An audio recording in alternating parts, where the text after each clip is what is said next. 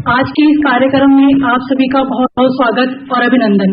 हमारे सभी अतिथि और मुख्य अतिथि हमारे बीच पधार चुके हैं। एक बार जोरदार तालियों के साथ सभी का स्वागत किया जाए।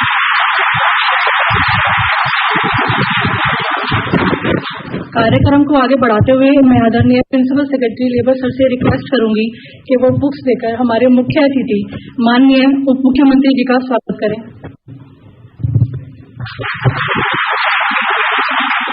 मैं रिक्वेस्ट करूंगी पवन सर डेप्यूटी सेक्रेटरी बोर्ड के वो माननीय एमएलए मैम कालका जी अतिशय मलिन मैम का स्वागत करें।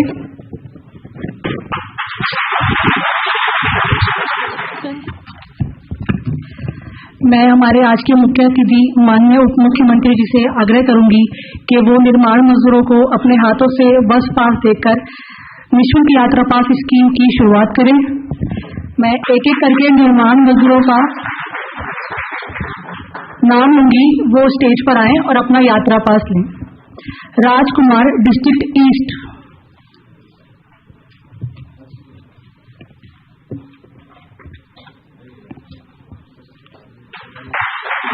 Sanjay Kumar, district east.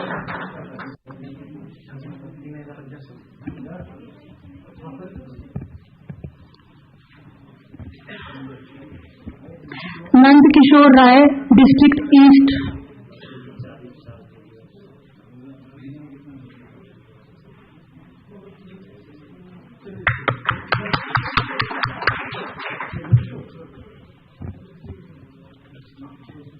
Naveen Kumar, north east.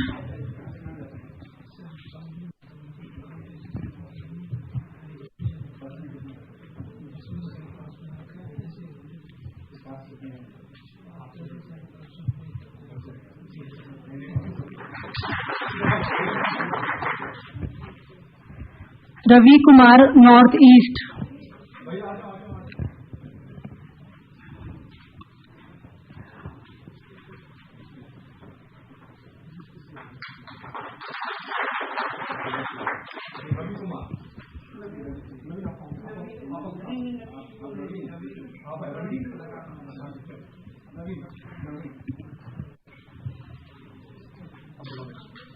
Mohammad Shamshad, north west.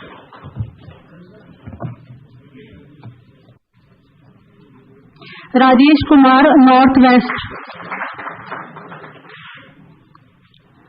Tarun, district south north.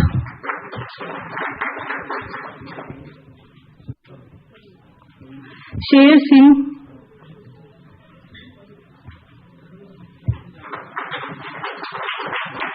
Singh, district south. Shubhan Ansari, district south.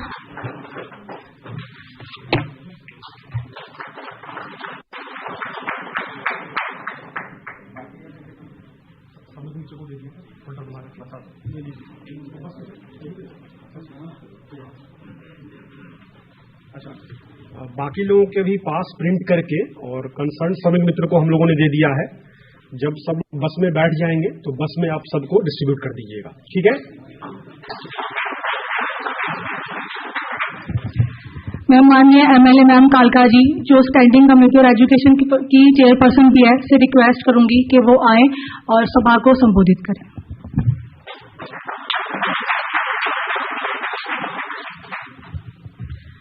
मंच पर बैठे दिल्ली के उप मुख्यमंत्री Manish Sisodia ji, principal secretary labour construction workers board के सेक्रेटरी हर्षिल, रिसर्च कंसल्टेंट, और यहाँ पर आए हमारे सारे निर्माण मजदूर भाइयों बहनों और हमारे श्रमिक मित्र साथियों को मेरा नमस्कार। आज इस बस पास की स्कीम के लिए आप सबको बहुत बहुत बधाई देना चाहती हूँ और एक दिल्ली वासी होने के नाते मैं दिल्ली सरकार को धन्यवाद कहना चाहती हूँ इस स्कीम की शुरुआत करने के लिए हमारे निर्माण मजदूर भाइयों के लिए, क्योंकि आखिरकार किसी शहर को, जो दिल्ली हम सबका शहर है, किसी शहर को कौन खड़ा करता है? किसी भी शहर को वहां के निर्माण मजदूर खड़ा करते हैं।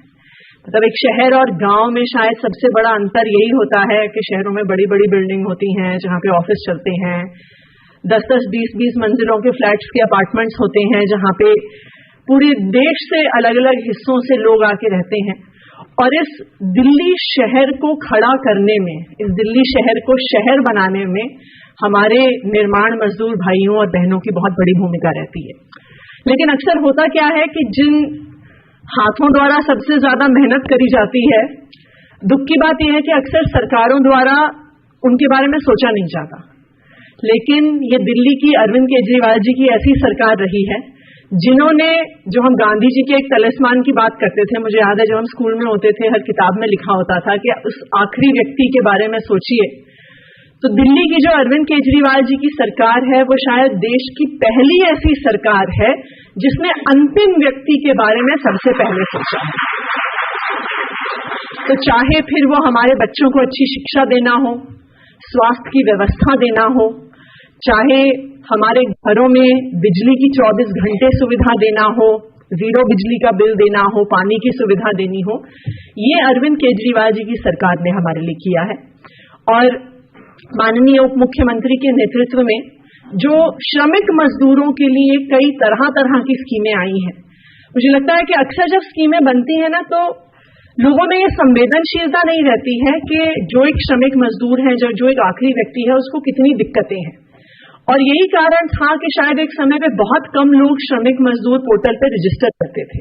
लेकिन माननीय उप मुख्यमंत्री जी के नेतृत्व में जो बार बार हर प्रोसेस को इतना आसान बनाने की बात हुई, उप मुख्यमंत्री जी ने पहले दिन से ये बात कही कि भाई कोई भी एक भी एक्स्ट्रा कागज, एक भी एक्स्ट्रा चक्कर किसी भी निर्माण मजदूर का नहीं लगना चाहिए। अफसरों को चाहे डबल मेहनत करनी पड़े, चाहे 2-2 बार जाना पड़े, लेकिन जो हमारे निर्माण मजदूर भाइयों और बहनों हैं उनको एक भी बार जो हमारे भाई बहन हैं उनको ज्यादा ना जाना पड़े।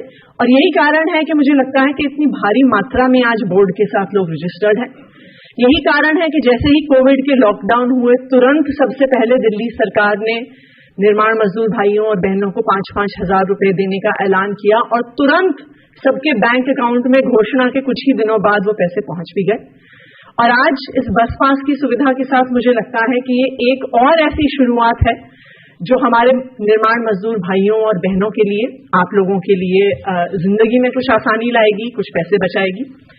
मैं जो हमारे श्रमिक मित्रों की टीम है उनका भी धन्यवाद करना चाहती हूँ, क्योंकि उन्होंने भी पूरी दिल्ली में हमारे जो निर्माण मजदूर भाइयों और बहनों को जोड़ने में एक बहुत महत्वपूर्ण भूमिका निभाई है। और मैं उम्मीद करती हूँ कि आप लोग वो ब्रिज बने रहेंगे जिसके माध्यम से दिल्ली सरकार की सारी स्कीमें हर निर्माण मजदूर तक पहुंचती रहेंगी। बहुत बहुत धन्यवाद।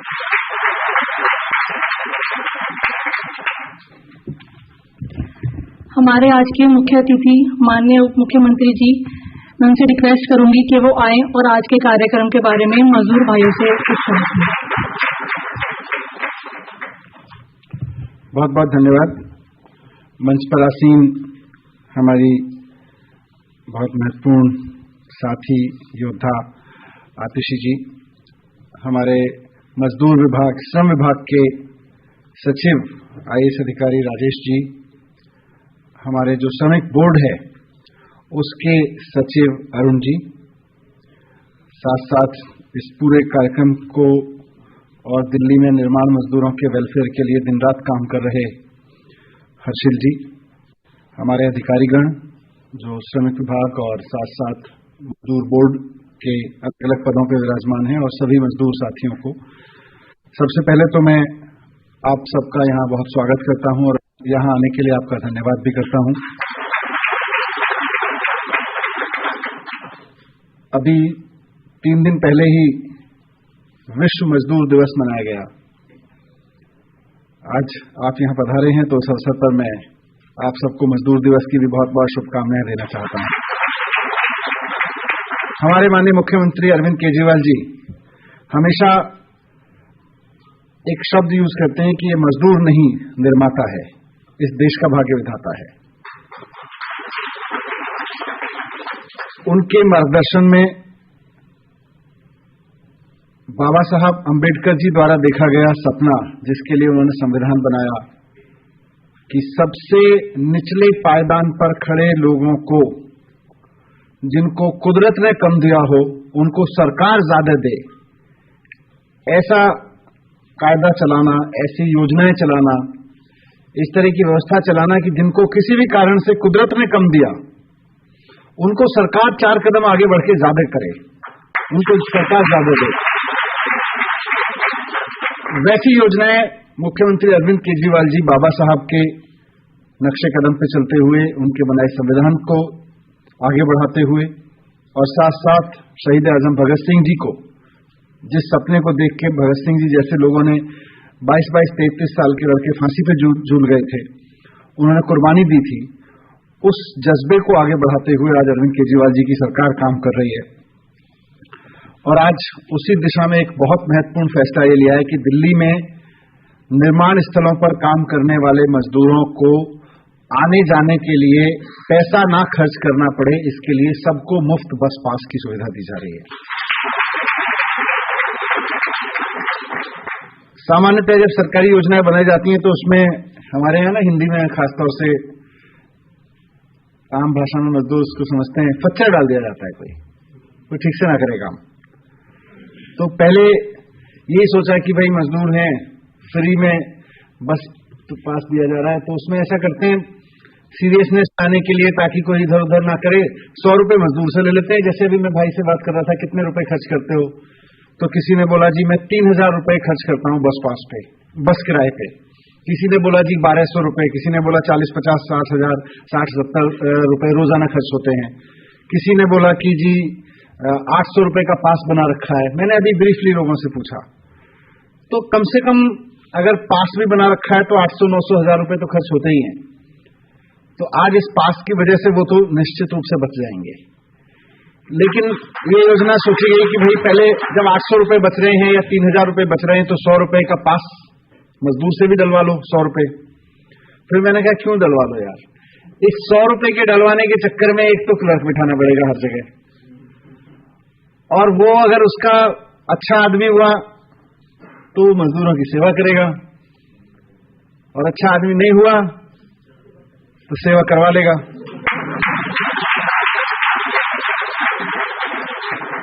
तो ऐसा सिस्टम ही क्यों बनाया जाए।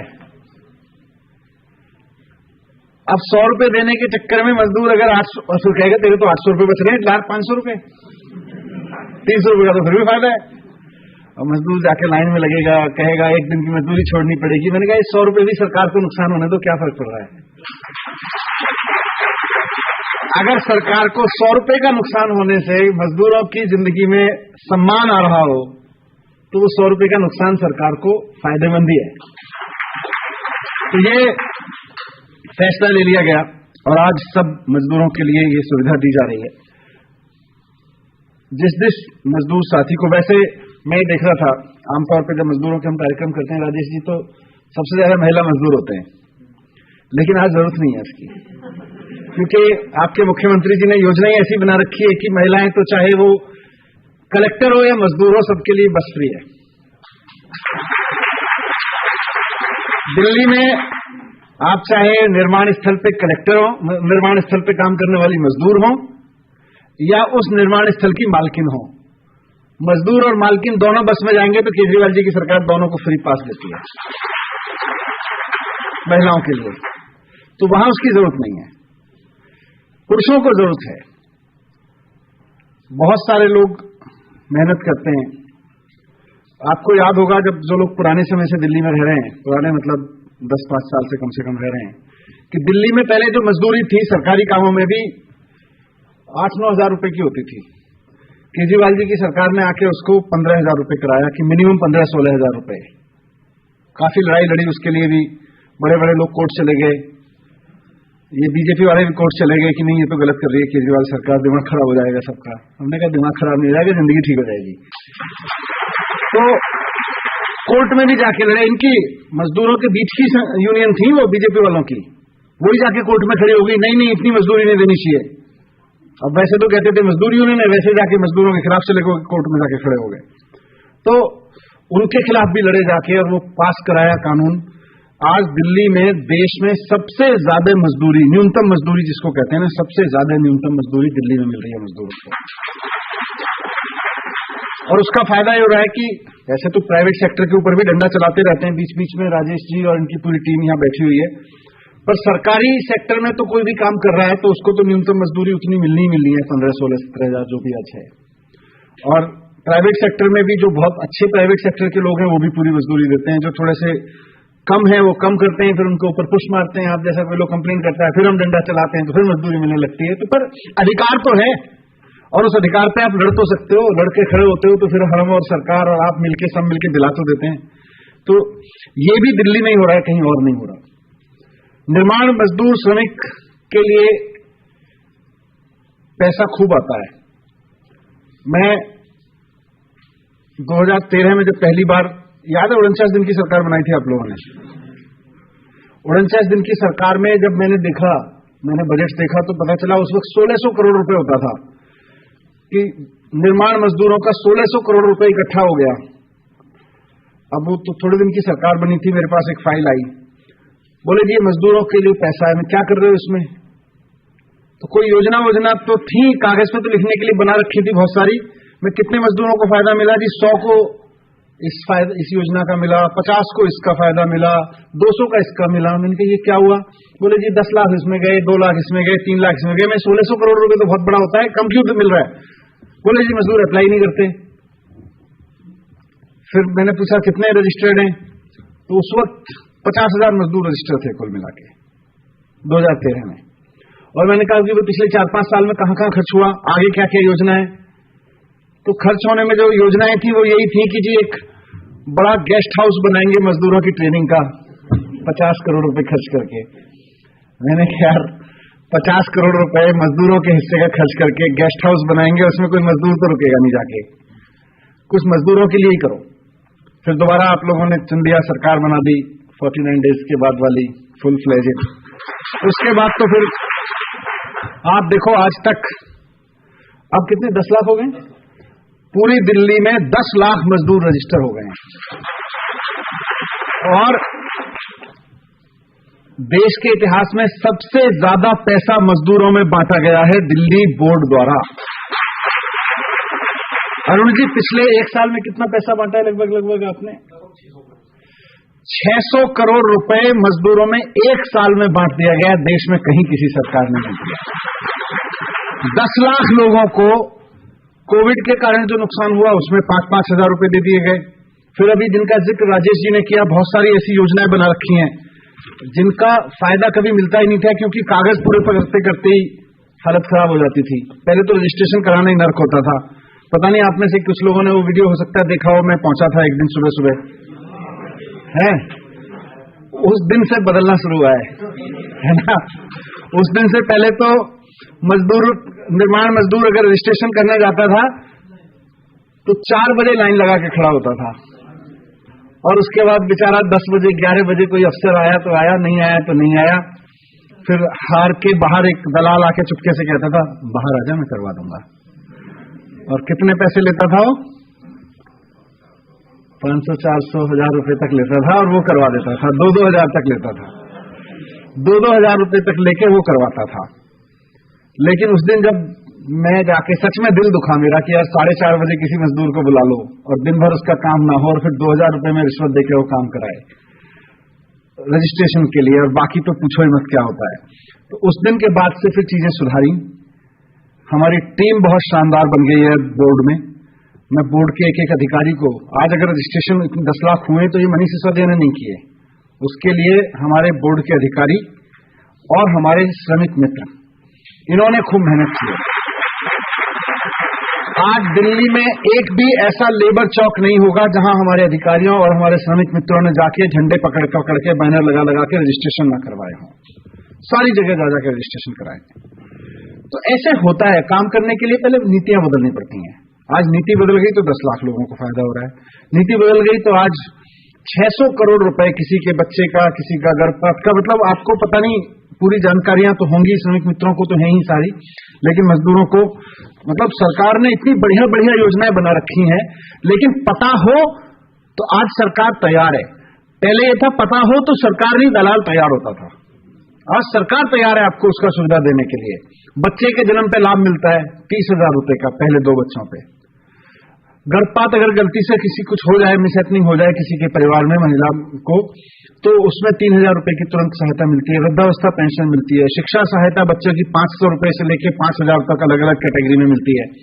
शादी के लिए लाभ मिलता है। मकान अगर खरीद रहे हो, निर्माण कर रहे हो, उसके लिए मिलता है। अगर गलती से विकलांग हो गए किसी कारणवश, उसमें सहायता मिलती है। अगर स्थायी विकलांगता आ गई तो मिलती है। काम से जुड़े हुए औजार खरीदना चाहते हो, उसके लिए भी 20,000 रुपए तक की सहायता मिलती है। अंतिम संस्कार, अगर किसी का डेथ हो जाए तो अंतिम संस्कार के लिए भी 10,000 रुपए की सहायता मिलती है। मजदूर के मृत्यु पे अलग अलग 2 लाख रुपए तक की 1 लाख 2 लाख रुपए की सहायता मिलती है। मेडिकल खर्चे के लिए मिलती है। परिवार के लिए, जैसा राजेश जी ने बताया, पेंशन मिलती है। तो ये सब में आज 10 लाख मजदूरों के बीच में 600 करोड़ रुपए अगर एक साल में दिए गए हैं, तो आप मानोगे कि कहां कुल मिला के 10-15 लाख रुपए एक साल में दिए जाते थे, और आज 600 करोड़ मिल रहे हैं, तो लोगों तक ही तो पहुंचे। और आज एक नई योजना शुरू कर दी इसमें कि सबको फ्री बस पास। अब आप आराम से कहीं भी जाओ, कहीं भी काम करो, ये नहीं सोचना पड़ेगा यार 1,000 रुपए की, 500 रुपए की, 800 रुपए की या 1,500, जो भी मजदूरी मिलती है, इतनी तो मजदूरी मिलेगी। अब उसमें से मान लो 100 रुपए पास में बस में लग गए, तो कैसे काम होगा? तो अब आपको ये नहीं सोचना पड़ेगा। आप आराम से मेहनत करें, अपना परिवार चलाएं, और इससे जो पैसा बचेगा अपने परिवार के लिए खर्च करो। और कुछ नहीं तो घुमाओ फिराओ उनको, चिड़ियाघर दिखाओ उनको कहीं खाना खिलाने ले जाओ, कुछ भी करो, लेकिन किसी आलतू फालतू चीज पे वैसे मत खर्च करना। बच्चों को घुमाने ले जाओ, बच्चों को अच्छे ड्रेस दिला दो, कुछ भी करो, लेकिन ऐसे बर्बाद मत करना इस पैसे को। इसलिए बचाया ये पैसा कि जाके अपने परिवार की उन्नति पे खर्च करोगे, ठीक है ना? तो यही मेरी रिक्वेस्ट है। एक छोटी सी चीज, क्योंकि यहां बहुत मजदूर बैठे हैं, आप मुझे जो मजदूरी का काम करते हैं, मजदूरी में कई तरह के लोग हैं, मैं क्योंकि मजदूर जब सब कहते हैं तो फिल्मों वाला मजदूर एक तरह का होता है, पर सरकार के कानून के हिसाब से निर्माण स्थल पर काम करने वाले वेल्डर, मिस्त्री, बेलदार, कुली, पेंटर, फिटर, बढ़ई, लोहार, बिजली मिस्त्री, निर्माण स्थल पर चौकीदारी करने वाले लोग, गार्ड, बार वाइंडर, कंक्रीट के मिक्सर, पॉलिश करने वाला, क्रेन चलाने वाला, पंप चलाने वाला, टाइल लगाने वाला, सब के सब मजदूर की श्रेणी में आते हैं। तो जब आप जाते हैं काम पे, इस सरकार अरविंद केजरीवाल आज की योजना से थोड़ा सा मेरे को भी समझने में मदद करो। बहुत लोगों से तो मेरी बात होती रहती है, तो यहां जो लोग बैठे हैं, कहां से कहां जाते हैं, कोई अपना बता दे, कहां से कहां जाते हैं, रोज या महीने में कितना पैसा खर्च करते थे, और वो कैसे बचेगा? कोई बताएंगे? हाँ बताइए। अच्छा, माइक ले लो एक बार। वो आ गया पीछे से आपके माइक। हाँ, क्या कह रहे हैं? मैं नरेला से सर गुड़गांव, कभी कभी गुड़गांव जाना पड़ता है सर, तो कभी मतलब फरीदाबाद जाना पड़ता है, तो वहाँ से जो गाड़ी पकड़ता हूँ सर नरेला से जागीरपुर से मेट्रो पकड़ के सर 60 रुपया किराया लगता था, 15 रुपया सर वो 75 रुपया, और उसके बाद 85 रुपया सर, मतलब 150-250 रुपया किराया रोज का लग जाता था सर मेरा। जो कभी खाना पीना उसमें, मेट्रो और बस और अलग अलग बसों में जाते थे तो पास का भी सिस्टम नहीं हो सकता था, सिस्टम नहीं होता। अब तो सीधे पैसा बच जाएगा। तो सर मेरा जो सर मान लीजिए 35-36 रुपये महीना बच जाएगा। बहुत बढ़िया। और आप पीछे भाई इनको दे दो। सर मेरा नाम राजकुमार है, मैं पेंटर हूँ। अच्छा सर, मैं सुल्तानपुरी से सेक्टर द्वारका 21 में जाता हूँ। मुझे 3 बस पकड़नी पड़ती थी। कोई समय ऐसा होता था कि पैसे नहीं होते थे, उसके कारण 300-350 की दिहाड़ी टूट जाती थी। लेकिन अब ऐसा नहीं होगा, क्योंकि आपने इतनी दिल्ली सरकार ने मदद कर दी है हम गरीब मजदूरों की, बहुत इससे हमारे घर का चूल्हा रोज चलेगा। काफी पैसा खर्च हो रहा था बस में, है ना? ये तो अच्छी बात हो गई। और कहीं से कोई कुछ बोलना? इधर। जी सर, मैं दिल्ली सरकार का धन्यवाद देना चाहता हूँ।